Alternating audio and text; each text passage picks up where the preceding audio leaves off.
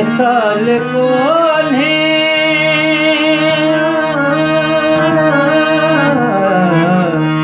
जितो चयोसी मिसाल कोन्हे न पंहिंजी बोली का फारसिया अवां जो सोचूं अलाए किथे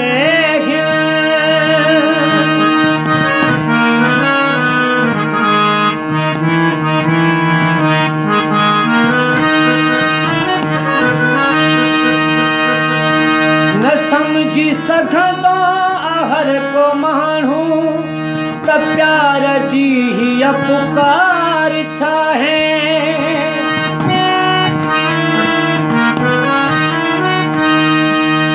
न समझी सघंदो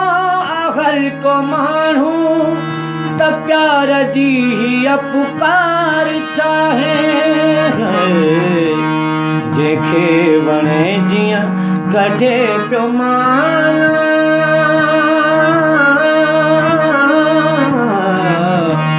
जंहिंखे वणे जीअं कढे पियो माना ही आम शायर जी शाइरिया अवां जो सोचूं अलाए किथे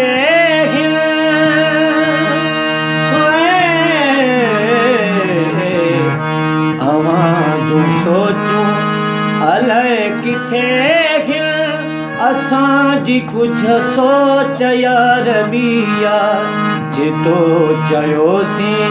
मिसाल कोन्हे न पंहिंजी बोली का फारसिया अवां जो सोचूं अलाए किथे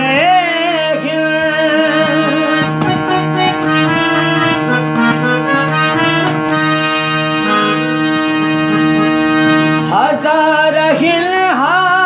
ऐब मुंह में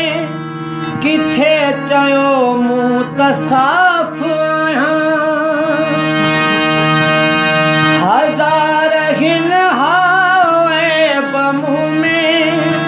ऐब मुंह में मेरे अंदर दे विच ऐब लखे मैं को बाहर आखन सां बातिल दे विच शर्म आंदी किथ कंदा ते किथ साईं मेरी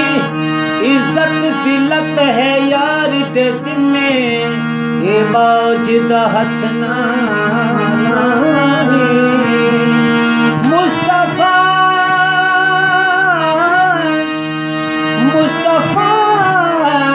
मेरे ऐब ढकी किथे यार ननित शर्मा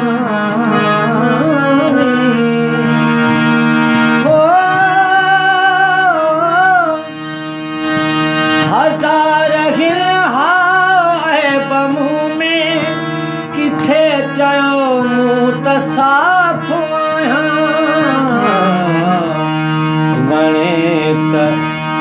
थोजे चवां थो साम्हूं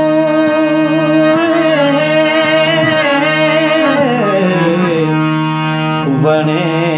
नथो जे चवां थो साम्हूं पुठियां न कई मूं मुनाफ़िकिया अवां जो सोचूं अलाए किथे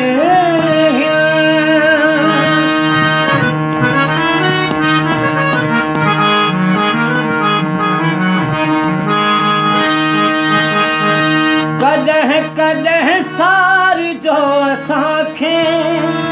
मतां सफ़ाई छॾियो विसारे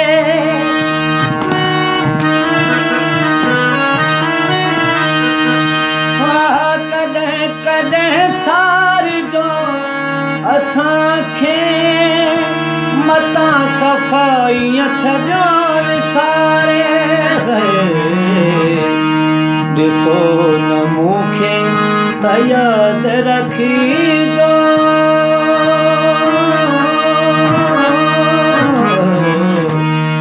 ॾिसो न मूंखे त यादि रखिजो सुभाण जी रात कंहिं ॾिठी आहे जो सोचूं अलाए किथे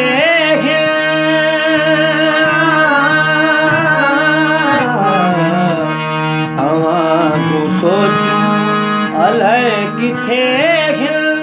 असांजी कुझु सोच यार ॿी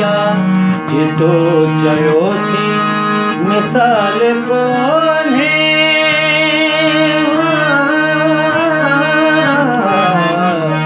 जितो चयोसीं मिसाल कोन्हे न पंहिंजी ॿोली का फ़ारसी आहे जो सोचूं अलाए किथे